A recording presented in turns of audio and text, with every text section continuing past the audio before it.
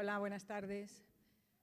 No me gusta mucho hablar después de comer porque, como ustedes saben, la sangre del cerebro se baja al estómago y uno se duerme, pero no sé si es el tema o el frío de la sala, pero veo que estamos todos muy despiertos. Les voy a frustrar un poquito porque realmente de sexo no voy a hablar. O sea, que si alguien, sí, si alguien venía pensando en eso, pues... La vida afectiva y la vida sexual de las personas con síndrome de Down está sometida a una serie de mitos y de prejuicios, que es lo que inquieta a las familias, a los profesionales, pero que es importante pensar que es eso, que son prejuicios. Nos hacemos unas ideas muy raras y, bueno, de momento puedo hacer dos cosas a la vez. Sí, no sé lo que va a durar. Eso. Esto no va muy bien. Lo que quería decir es que la sexualidad de las personas con discapacidad es sexualidad humana, no es diferente. Esto me parte la diapositiva. Esto es una foto de una parejita.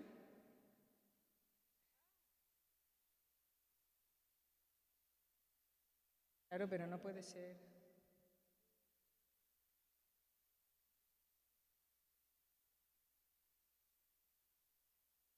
Se ha partido la diapositiva completamente.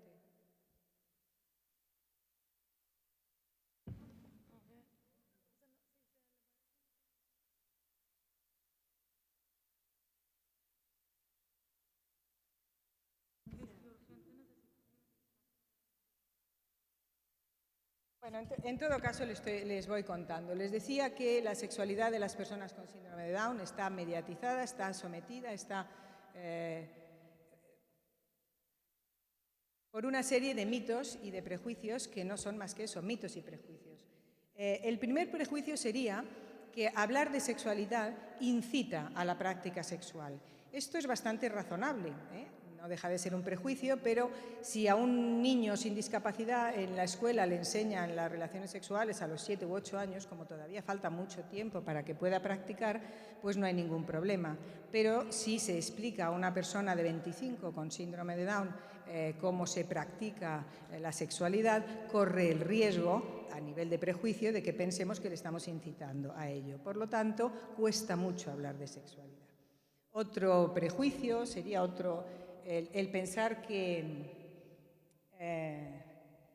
el hecho mismo de la discapacidad impide la barrera al impulso. Hay el prejuicio de que bueno, las personas con discapacidad tienen una sexualidad muy exagerada. Y un tercer prejuicio sería que la falta de capacidad simbólica les impide entender la sexualidad, que este podría ser un poco más cierto.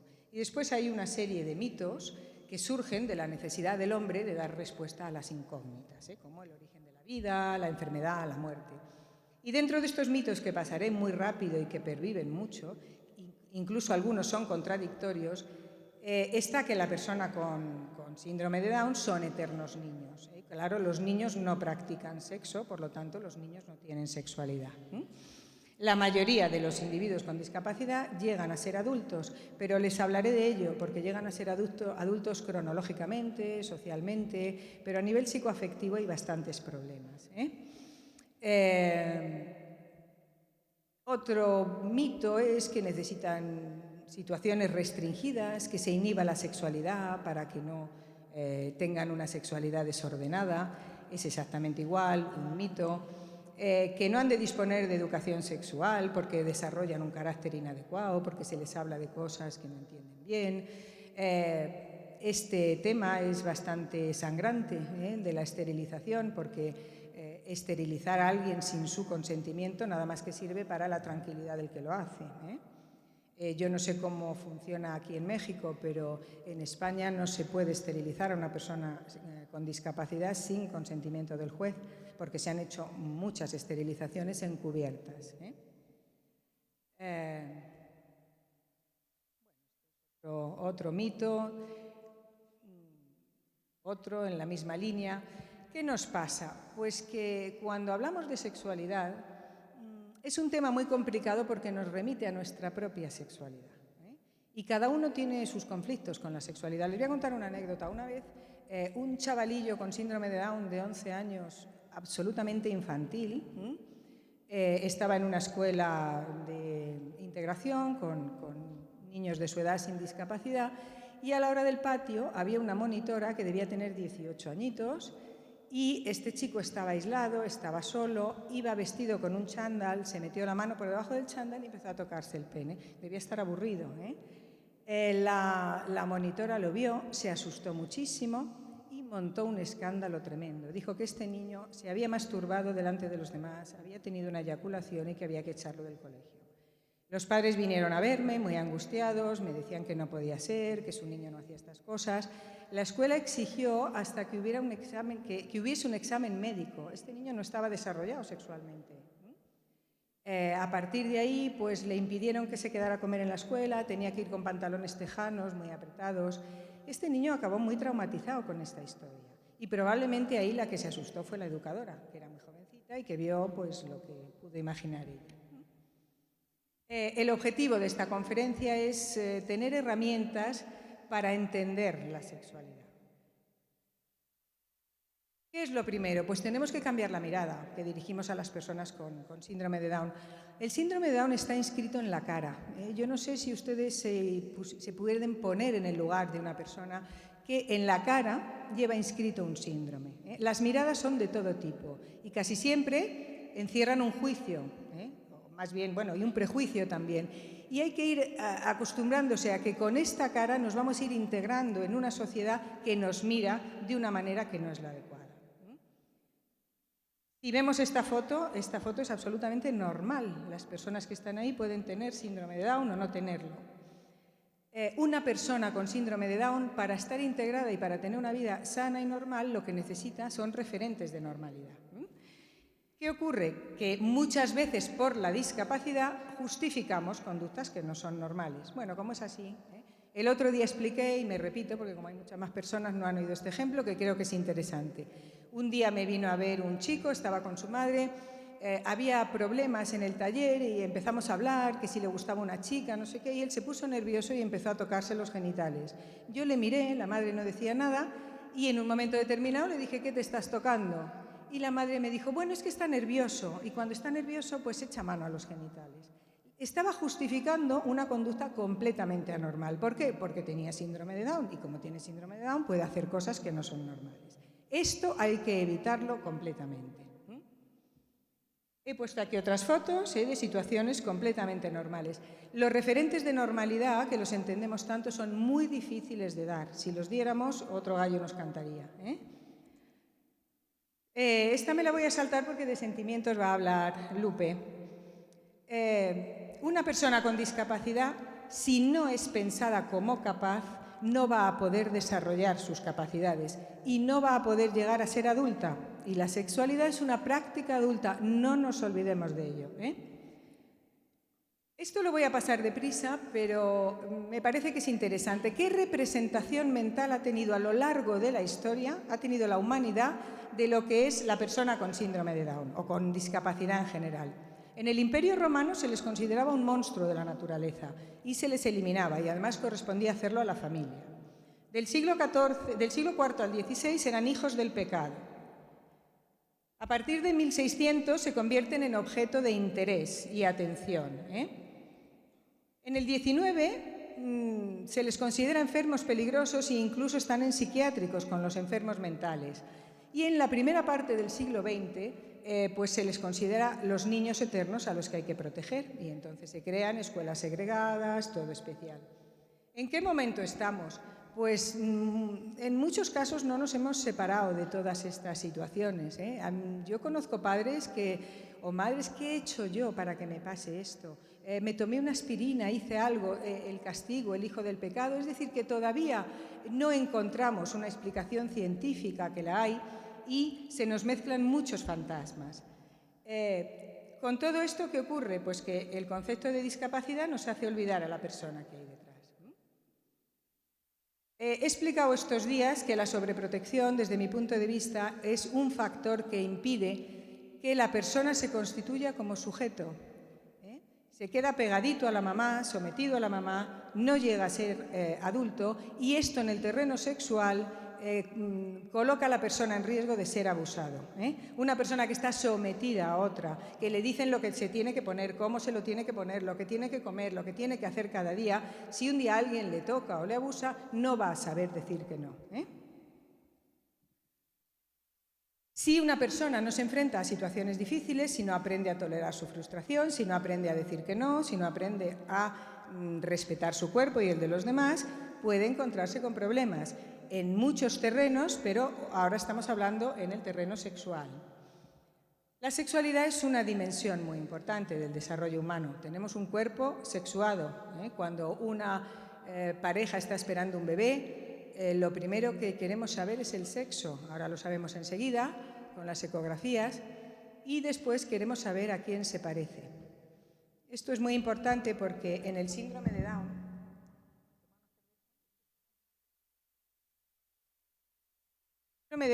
otra de las dificultades que hay en un principio es la identificación. ¿A quién se parece el bebé? ¿A mamá? ¿A papá? Antiguamente se les llamaba mongólicos, venían de Mongolia, no teníamos nada que ver con ellos. Es decir, que todo este juego de identificaciones también influye mucho en la sexualidad posterior. Lo cierto es que la sexualidad humana no es diferente de la sexualidad de las personas con discapacidad. Y la sexualidad aparece. El niño nace con síndrome de Down, se va haciendo mayor y aparece, tiene un cuerpo sexuado y aparece la sexualidad. Pero la sexualidad no se reduce a la genitalidad. Implica la capacidad de enamorarse, de sentir atracción, de desearse, de tener un proyecto de continuidad, y todo esto les cuesta mucho a las personas con síndrome de Down. No por el síndrome. Una de las cosas importantísimas para prevenir los abusos y para que la persona con síndrome de Down llegue a ser adulta y esté bien con su cuerpo y con su situación es el respeto. El respeto, la privacidad y la intimidad. He puesto aquí una foto de un libro que hemos editado en la Fundación, un libro de imágenes. Esto es un cuarto de baño y hay una persona con síndrome de Down, el padre está haciendo no sé qué, la madre igual, ahora yo te ayudo a ducharte, los cuerpos se manipulan, se manejan. Ayer les decía que yo no sé, no he visto que en ningún libro científico que ponga que una persona con síndrome de Down no pueda ducharse sola a los 8 años. No está inscrito en ningún cromosoma esto. Y sin embargo tenemos miedo de que se queme en la ducha, tenemos miedo de que no se aclare bien el pelo y tenga un eczema, con lo cual se les ducha hasta edades muy mayores y además les suele duchar la madre, aunque sean varones. Con lo cual ese cuerpo no está sexuado, se maneja, se manipula y después el chico llega al centro ocupacional, se desnuda o a la piscina y empiezan a contarnos historias que parecen muy escandalosas y que no son más que consecuencia de una mala educación, no de una perversidad sexual ni de un exceso de sexualidad. Este chico está en el baño, se está duchando solo, en una situación íntima. Les voy a hablar muy de pasada de las etapas de la sexualidad, porque el psicoanálisis le dio gran importancia a la sexualidad en el ser humano. Hay varias etapas que me voy a saltar, pero me voy a quedar en esta que es muy importante. Hacia los 4 años, los niños descubren que hay niños y que hay niñas.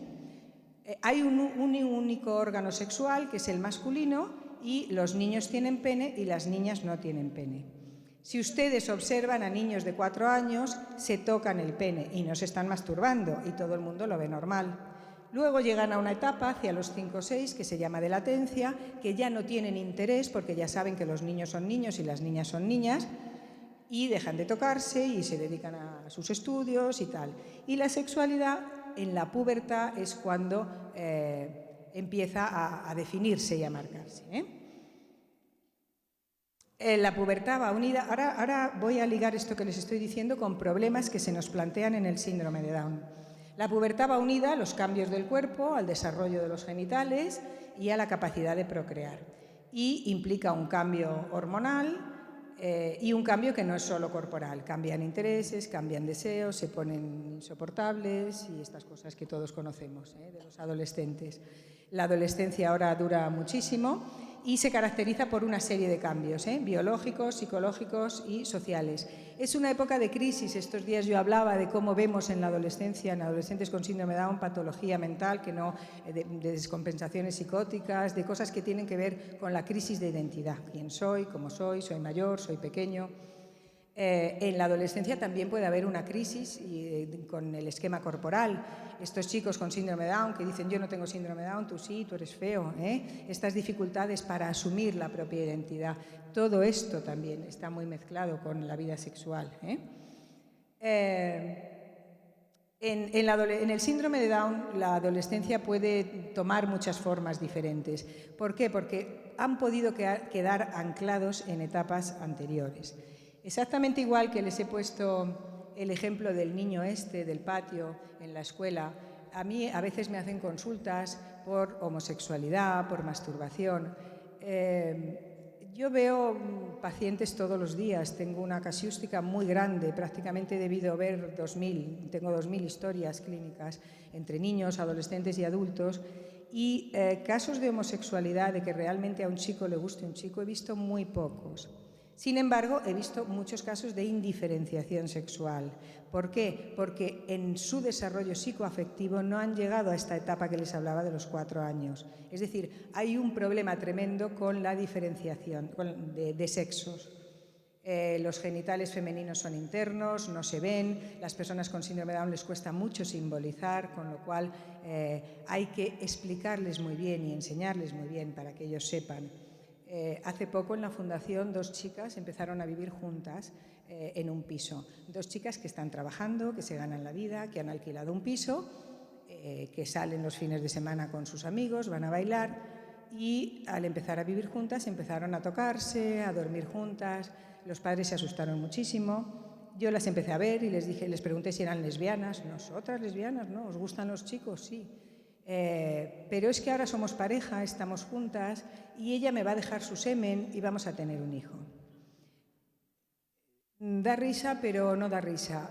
Tienen 25 años, no saben, no se les ha explicado, tienen un lío tremendo y exactamente igual que no saben dónde tienen los ovarios, no saben dónde tienen el hígado. Ahora les voy a enseñar unos dibujos de cómo evoluciona una persona, la misma persona, después de haber recibido unos cursos de educación sexual, que hay que darlos, aunque nos dé miedo, y que no por enseñarles sexualidad van a practicarla. Estos son nuestros miedos, y con la sexualidad tenemos que separar nuestros miedos de la realidad del otro. Esto es muy importante. Los padres no somos dueños de los hijos.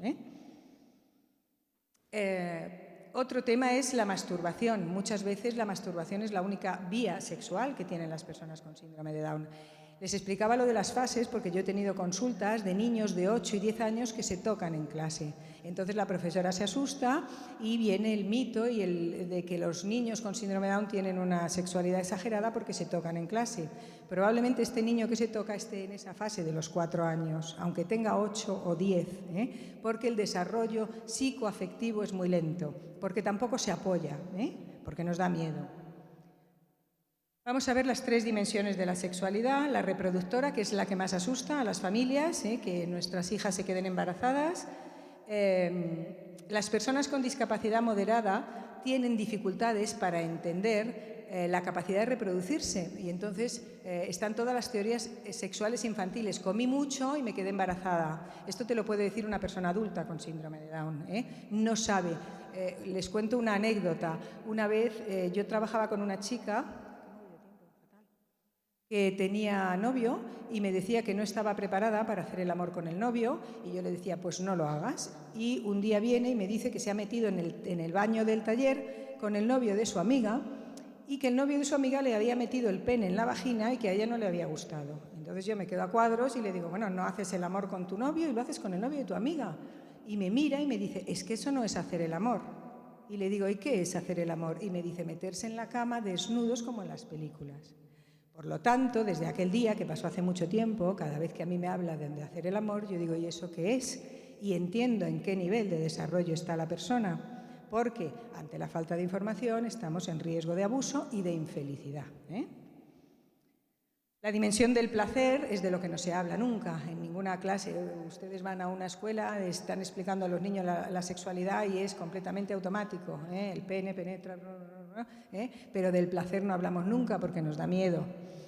El comportamiento sexual en la discapacidad profunda pues está limitado a una autoestimulación rítmica, a veces sin descarga, que lo que hace es irritar.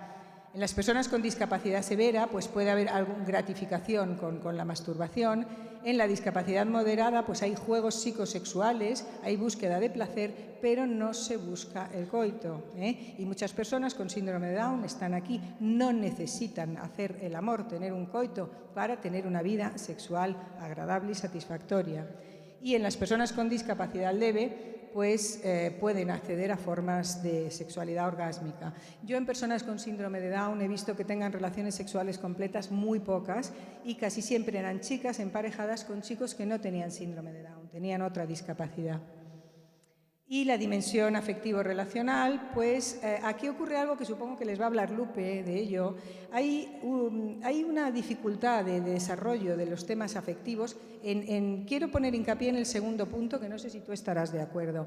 Muchas veces las personas con síndrome de Down, por hacer una vida normal, que es por lo que ellos luchan siempre, y porque son buenas personas y son personas afectivas, como explicaba Lupe esta mañana, yo he visto, ¿no?, decir, bueno, yo quiero tener novio, ¿tú quieres ser mi novio? No, tú sí, pues ya somos novios. Y hacen una actuación como sí, Esto no es sano, parece que sí, y te llega la mamá, ya tiene novio, y esto se lo van a tomar ustedes en serio y lo van a permitir, y cuando quieran darse un beso les van a dejar. Ah, no, son tonterías. No podemos jugar con nuestros hijos, no podemos jugar con sus sentimientos ni con sus afectos, ¿eh? Si se enamoran, se enamoran, y si uno asume las cosas, las tiene que asumir hasta donde lleguen, porque yo he visto romper relaciones porque a los papás no les gustaba, o les inquietaba mucho que no fueran a quedarse embarazada la niña, y dejan iniciar una relación, y cuando la relación avanza la rompen, y después vemos depresiones y vemos mucho sufrimiento, y no son niños y no son propiedad privada. Bueno, los métodos anticonceptivos son un problema. Para la persona con discapacidad lo mejor serían los hormonales, porque los métodos de barrera, preservativos y esto pues cuesta ponérselos, no saben. Y el tema de la esterilización, pues siempre que ellos quieran, como cualquier otra persona, pero tiene que ser con la voluntad. Y los aspectos éticos y jurídicos, realmente consultas la bibliografía y hay muy poco. Se habla muy poco de ética. ¿Por qué? Pues porque siempre asociamos la ética y la dignidad a lo adulto, y como la persona con síndrome de Down lo vemos niños pequeños, pues hay temas que tratamos muy poco. ¿Cómo funcionamos las personas para tener ética? ¿Qué promueve nuestro código ético? Pues 5 maneras de pensar, básicamente, que las personas con síndrome de Down tienen también dificultad y que había que trabajarlo. Igual que trabajamos la lectoescritura, pues había que trabajar los elementos del pensamiento que les ayuden a pensar para que después ellos puedan tomar decisiones y puedan funcionar con la mayor normalidad posible. El pensamiento causal, que es la capacidad para determinar el origen o la causa de un problema. Me ponen una sanción en el trabajo, ¿cuál es la causa? ¿Por qué me han sancionado? A veces no se enteran de muchas cosas. Hemos hablado en estas jornadas mucho tiempo de las dificultades de comprensión. El pensamiento alternativo, que es la capacidad de imaginar posibles soluciones. Esto yo lo he visto clarísimo en personas que saben ir a su casa en metro, un día hay huelga y no saben qué hacer. Si ir en autobús, si ir caminando, hay que decirles. No hemos trabajado suficiente el pensamiento alternativo porque también nos da miedo que tomen decisiones. El pensamiento consecuencial, que es la capacidad de ver las consecuencias de nuestros hechos. El pensamiento en perspectiva, que es ponerse en el lugar del otro. Esto es muy difícil. Las personas con síndrome de Down son el centro del mundo. Yo una vez pasé consulta el día siguiente de Navidad y vi a 5 adultos con síndrome de Down y les decía, ¿qué te han regalado en Navidad? Pues mi madre no sé qué, mi hermano no sé cuánto. ¿Y tú? Personas que estaban trabajando, integradas laboralmente y ganándose un sueldo. ¿Y tú qué has comprado? Ah, yo nada. Y hacía pasar a la familia. Él no les ha regalado nada. Hombre, no, él el dinero que ganamos lo ahorra para la vejez. Bueno, ¿y para qué trabaja? Es decir, que hacemos tantas cosas anormales y después queremos comportamientos normalizados. Yo creo que todo esto es lo que hay que reflexionar, ¿eh? Por eso les decía que no les iba a hablar de sexo, que les iba a hablar de cosas más importantes para luego poder llegar al sexo. La persona con síndrome de Down presenta dificultades para desarrollar esta modalidad de pensamiento y por eso pues, hay que enseñarlos porque luego pueden tener problemas. Básicamente me refiero a las situaciones de abuso, ¿eh? Los padres y los educadores tenemos que facilitar recursos para prever lo que pueda ocurrir, ¿eh? No tenemos que reprimir constantemente.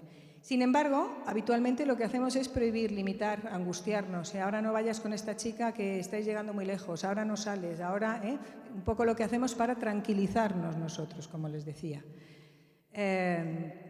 Y tenemos que ver si esto es ético, porque como les he dicho ya 5 veces, los hijos no son propiedad privada. La diferencia entre un adolescente con síndrome de Down y un adolescente sin síndrome de Down es que los adolescentes sin discapacidad tienen mucha fuerza para oponerse al instinto protector de los padres y los adolescentes con discapacidad no.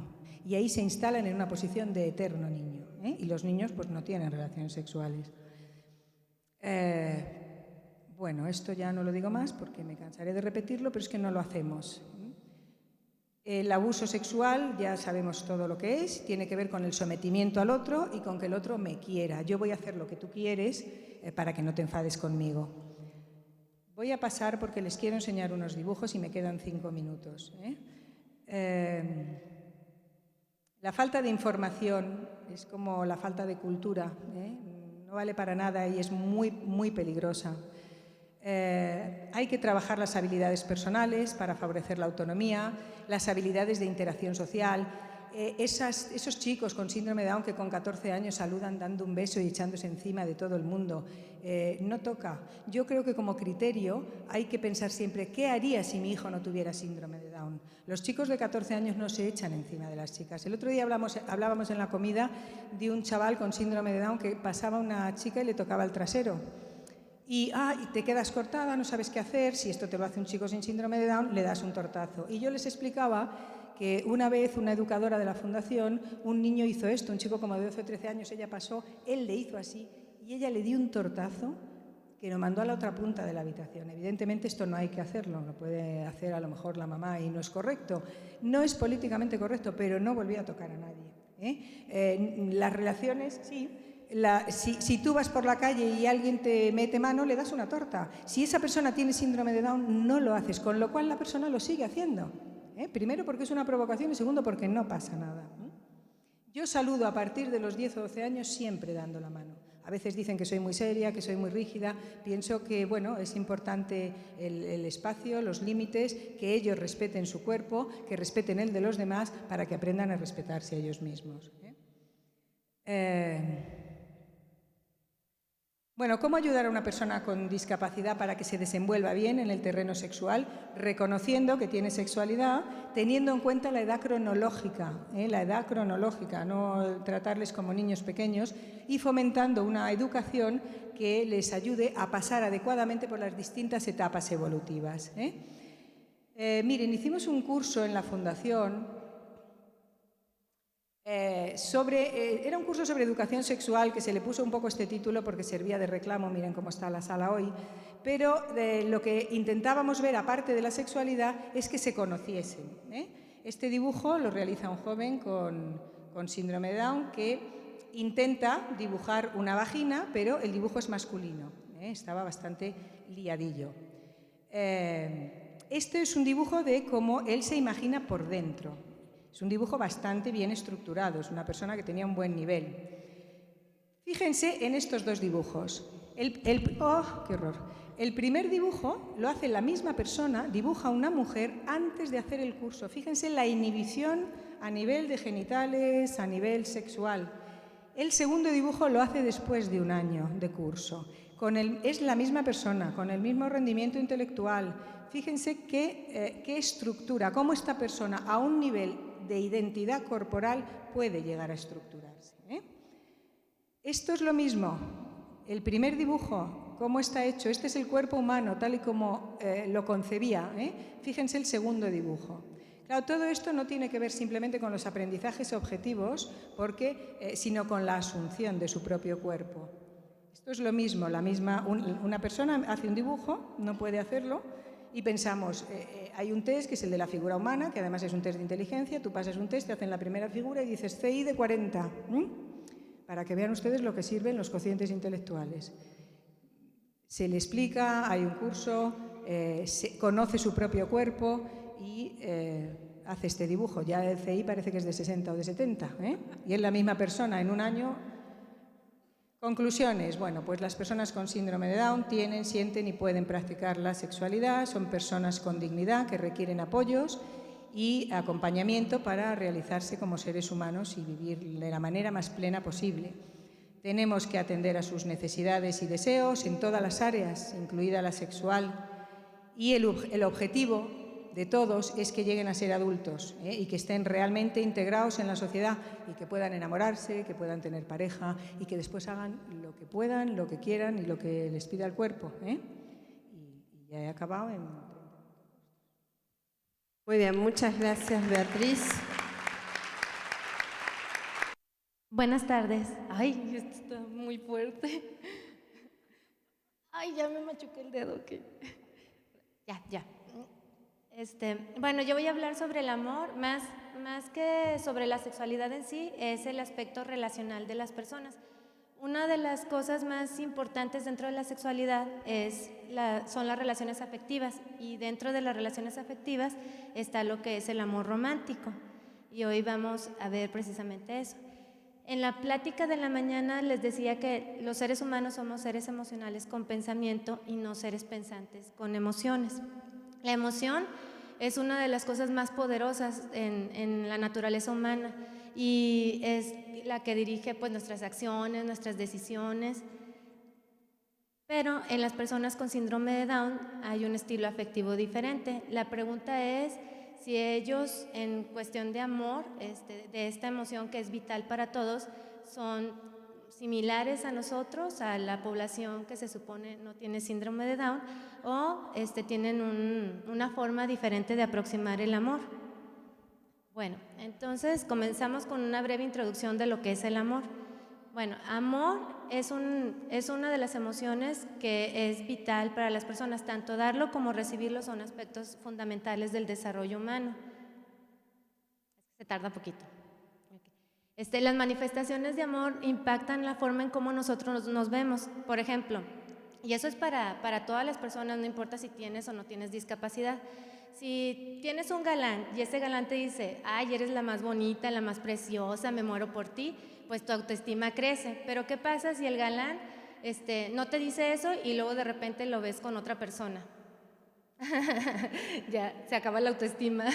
Bueno, así de importante es. El amor romántico impacta nuestra identidad y la forma en cómo nosotros nos comportamos con los demás. De hecho, dicen por ahí que las personas, hombres o mujeres, son el reflejo de su pareja.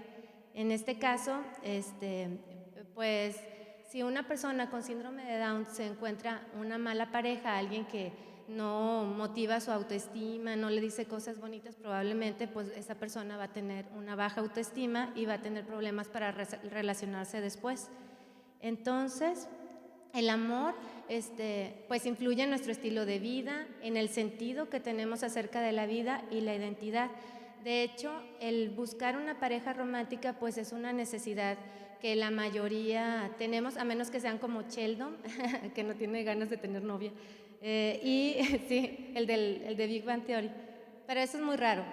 Entonces, una de las cosas que siempre escucho cuando voy a dar pláticas es que las personas con síndrome de Down son muy enamoradizos y que se te avientan y se te lanzan así porque pues les encanta esto del amor.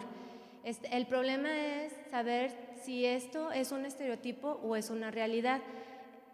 Lo que pasa es que no hay mucha investigación, no hay mucha información sobre cómo ellos realmente piensan, tienen fantasías, deseos. Si ustedes buscan en internet van a encontrar muy poca información sobre lo que realmente ellos viven con respecto a las relaciones románticas. Van a encontrar mucha información sobre cuestiones sexuales de tipo biológico, y van a encontrar cosas acerca de que pues la sexualidad es importante, que es importante tener pues una pareja, que es parte de tu vida, pero no van a encontrar algo específico sobre cómo ellos significan el amor, cómo ellos utilizan pues su pensamiento para crear relaciones, cómo ellos establecen un vínculo romántico y cómo este vínculo va evolucionando. Entonces, aquí vamos a ver dos aspectos.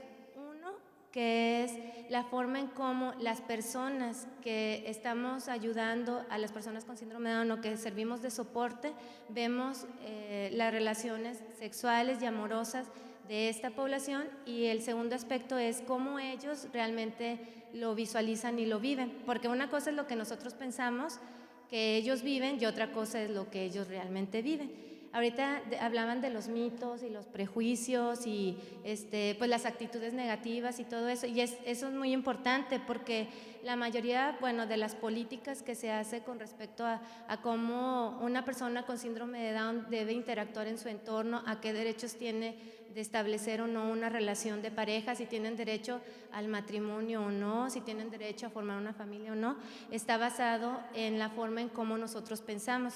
¿Quiénes deciden las políticas de las personas con discapacidad intelectual?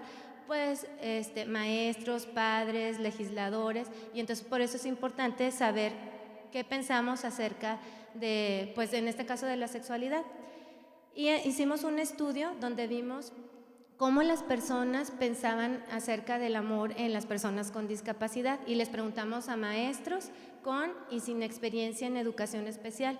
Los profesores que no tenían mucha experiencia dijeron que una persona que tenía discapacidad intelectual era muy difícil que tuviera una relación romántica, que era algo muy complicado, aunque sí era un derecho, pero que ellos no estaban de acuerdo porque era un riesgo.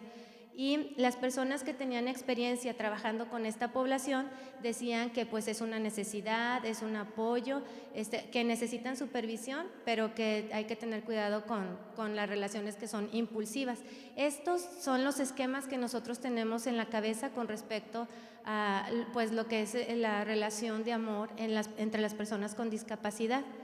Y una de las cosas que observamos es que cuando les preguntamos si estaban de acuerdo con que las personas con síndrome de Down tuvieran una relación amorosa que pudiera llegar al matrimonio, ellos decían que solamente si ellos eran independientes, si había apoyo, y que independientemente de eso era polémico y criticable. Este es el esquema de la persona común en México sobre pues la sexualidad de las personas con discapacidad intelectual. Y hicimos una simulación neural con un programita ahí en la computadora, y entonces vimos que cuando nosotros hablamos de unión romántica entre personas con síndrome de Down, ellos decían que esa unión era polémica, que era criticable, que se necesitaba independencia y que había que tener tolerancia. Y eso a mí me llamó mucho la atención porque el término tolerancia es algo que te molesta, pero que probablemente no quieras aceptar completamente. Y aquí, más que tolerancia, se necesita comprensión y conocimiento real de lo que ellos realmente viven, porque en base a eso nosotros tomamos decisiones sobre su vida, cuando en realidad pues ellos no tienen ninguna participación sobre su propia vida. Es algo bien increíble que estamos procurando pues fomentarles una vida independiente, pero no sabemos exactamente sobre qué tomamos decisiones. Tomamos decisiones en base a nuestros esquemas y no en base al de ellos. Es decir, exportamos nuestras propias esquemas, nuestra forma de pensar y ver la vida, y se las imponemos a las personas con discapacidad intelectual. Bueno, entonces la pregunta es si realmente para ellos es algo polémico el amor, si realmente es criticable, si es algo que es muy pesado y que pues tendría muchas dificultades y problemas. ¿Y qué encontramos?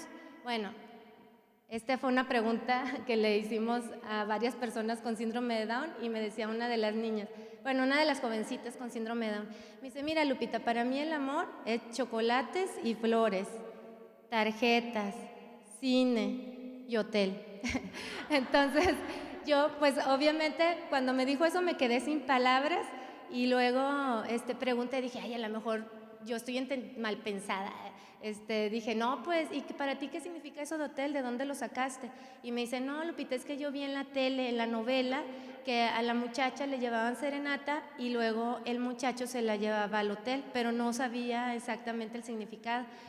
Si ustedes se fijan, este es un estereotipo de amor romántico y pasional, pero si ya ustedes le preguntan profundamente a la persona con síndrome de Down el significado de cada una de las cosas que ella mencionó, se van a dar cuenta que el lado pasional no está dentro de su esquema, aunque lo pueden vivir. Acuérdense, en la emoción está la experiencia y la percepción.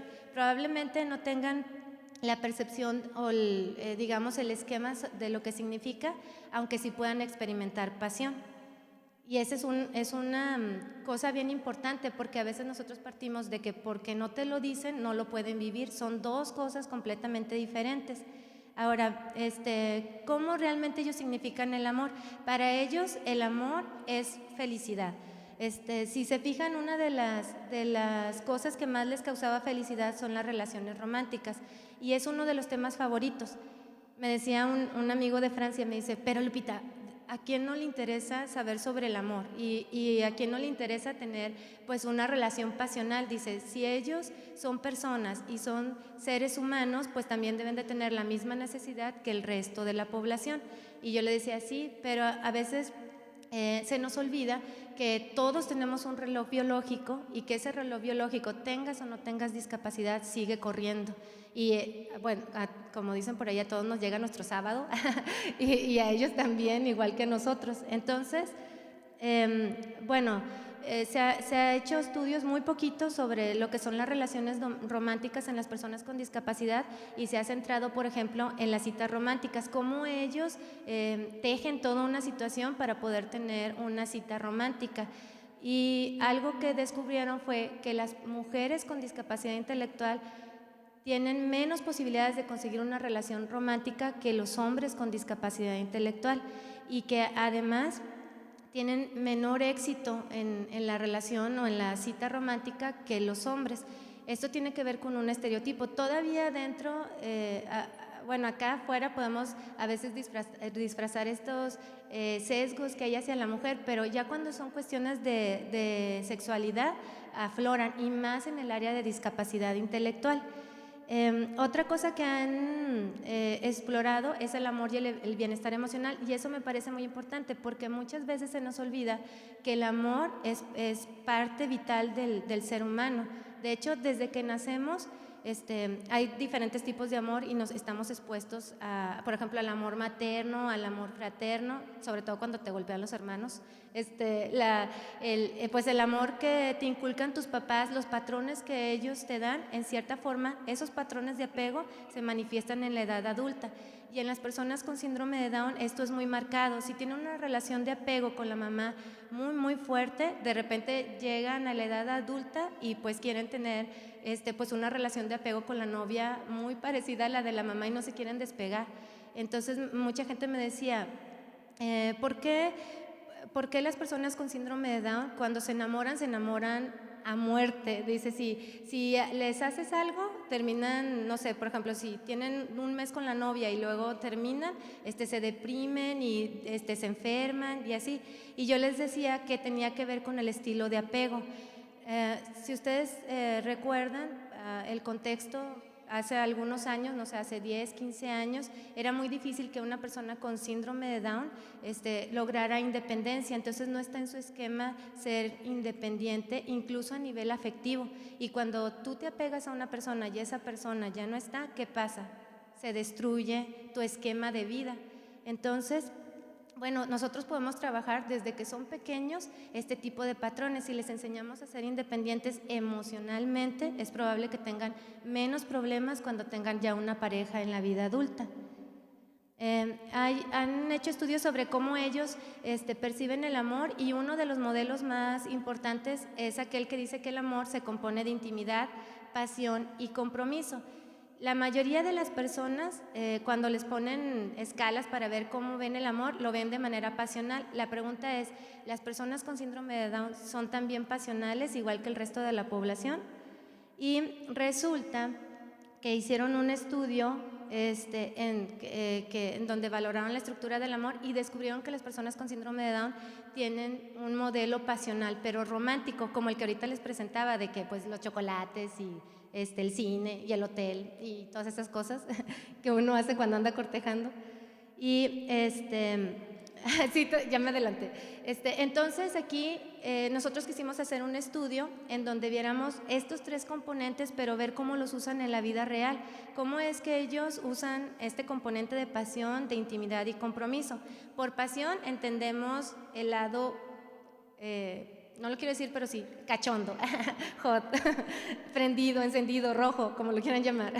En ese lado en donde pues las personas sienten una atracción poderosa físicamente hablando por otra persona. La intimidad en donde hay una conexión, en donde tú sientes que la otra persona es tu alma gemela y que no te quieres separar de ella. Y el compromiso es, pues ya saben, eso de que pues sin anillo no hay nada. Entonces, ver si ellos realmente utilizan esos tres factores. Y lo que hicimos es que hicimos un estudio desde el punto de vista de la teoría de la integración, que dice que todas las personas hacemos operaciones matemáticas y en base a esas operaciones tomamos decisiones. ¿Hay matemática del amor? Sí, y hoy vamos a descubrir cuál es la matemática del amor de las personas con síndrome de Down. ¿Cómo funciona esta teoría? Ustedes en la vida real, para todo lo que hagan, tienen que hacer una operación matemática. Entonces, por ejemplo, esta hermosa y linda viejita, como decimos aquí, se parece a mi abuelita, por eso la escogí. Entonces, por ejemplo, necesita comprar un sombrero.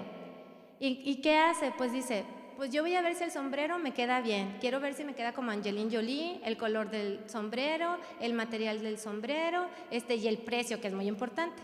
Entonces ella empieza a valorar todos estos factores o variables y luego a cada factor o a cada variable característica del sombrero le pone un numerito, le da un valor y esos números los puede sumar o multiplicar o dividir y decir si el número es muy grande es que prefiere mucho ese sombrero, si el número es muy pequeño es que no lo prefiere tanto. Bueno, así le hacemos para elegir pareja. Vemos, ¿es guapo? ¿Tiene carro? No, ese es un modelo gringo. Es guapo, los mexicanos no somos así. Si tiene carro, si tiene casa, si va a haber propuesta, porque también el anillito es importante en el mexicano. Entonces, hacemos estas operaciones mentales, las hacemos nosotros también en la vida diaria. Las personas con síndrome de Down también las hacen, pero no había ni un solo estudio que nos dijera cómo ellos le hacen para acomodar todos estos factores en una sola operación y decidir con quién se van a quedar. A veces se quedan con 1, a veces con 2, a veces con 3, a veces con 4. Depende de cuántos recreos tengan, cuántos descansos tengan. Entonces, ¿qué hicimos nosotros? Pues muy fácil. Les creamos situaciones reales en donde les explicamos cuestiones de una relación de pareja, en donde había intimidad, pasión y compromiso. Y ellos tenían que decirnos qué tan enamorado estaba esa pareja con la ranita del amor. La otra era la del perdón y la otra la de la culpa. Entonces, les contábamos una historia. Por ejemplo, Rubén ama mucho, le gusta mucho, no sé, Gloria. Les encantan las mismas cosas, se hablan por teléfono y él solamente sale con Gloria. Aquí vemos el amor perfecto, ¿no? El amor comprometido, en donde estás enamorado, te quieres cortar las venas por la persona, le hablas a las 3, 4 de la mañana para decirle te quiero y luego lo vuelves a hablar a las 5 y luego a las 6 y así. Y luego ya te corren de su casa. Y luego sales solamente con Gloria, es una persona comprometida. ¿Cuánto amor, les preguntábamos a ellos, cuánto amor crees que hay en esta relación de pareja? Y ellos decían, no, pues hay un montón. Entonces la ranita brincaba todas las piedritas, pero también había relaciones donde no había tanto amor. ¿Qué descubrimos? Bueno, descubrimos que a diferencia de la población típica, ellos le dan mucho peso al compromiso. No es como... Obviamente les atrae lo físico, ahorita les voy a decir por qué, pero en vez de la pasión, para ellos es más importante el compromiso.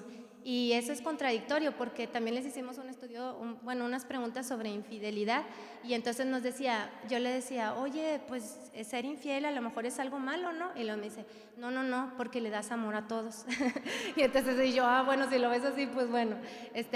Y decía, y aparte hay un compromiso, ¿no? O sea, tú tienes como dicen aquí en México, no tienes tu catedral y muchas capillitas y pues ¿qué le cuesta a la catedral compartir los feligreses? Y yo decía, bueno, entonces obviamente, este es un modelo interesante porque la población que es típica, bueno, ustedes, porque yo no soy tan típica, bueno, eso dicen mis papás, que soy rara. Entonces, la mayoría de las personas para relacionarse con otras utilizan un modelo pasional. Primero se enamoran, sienten que son un tapete para la otra persona y hacen comunicación, ¿no? De es mi mejor amigo y lo amo y lo quiero y cosas por el estilo. Y luego, después el compromiso, que es cuando ya se rompen las relaciones y te dicen, un placer conocerte, sigue participando y ya te veremos después. Entonces, las personas con síndrome de Down eligieron un modelo que es más de compromiso, es un modelo estereotipado, en donde ellos ponderaban primero o ponían como de mayor peso el compromiso, después venía la intimidad y finalmente la pasión. Aquí es muy interesante porque pasión para ellos era, ¿había pasión, mucha pasión o no había? Y en las relaciones que comúnmente se dan en la población típica, generalmente las personas como que medían, ¿no? Varían. Hay ocasiones en las que hay pasión y luego no hay tanta y luego vuelve a subir la pasión. Son curvas de desarrollo de cada uno de los elementos del amor. Pero en las personas con síndrome de Down, ellos dijeron, o hay pasión o no hay pasión. Y si no hay pasión, entonces no hay amor. Ajá, en ese sentido son extremistas. Ya voy a terminar. Entonces, ¿cómo quedó su matemática? El amor es igual a la suma del compromiso, de la intimidad y de la pasión. O sea, sin anillo no hay amor. Y 2, eso sí, esa es una cosa para vivir el amor, pero para seleccionar pareja, ellos dijeron que el factor más importante para seleccionar pareja era el físico. O sea, ¿cómo? Entonces esto nos dio una idea. Igual que el resto de la población, primero te fijas a ver si la envoltura te gusta y luego ya checas si vale la pena lo de adentro. Entonces, bueno, ya nada más para terminar. Si nosotros realmente queremos ayudarlos y queremos ser facilitadores en su proceso y brindarles una mejor calidad de vida y garantizar su bienestar como una persona completa, tenemos que convertirnos en puentes de vida. Entonces, que nuestra experiencia, los conocimientos que tenemos y todo aquello que ustedes como papás y maestros van recopilando en sus experiencias amorosas, que también les ayude a ellos a ser un puente, porque muchas veces les falta información y a lo mejor nosotros tenemos las herramientas y no nos damos cuenta para poder ayudarlos o orientarlos. Entonces, sean puentes de vida.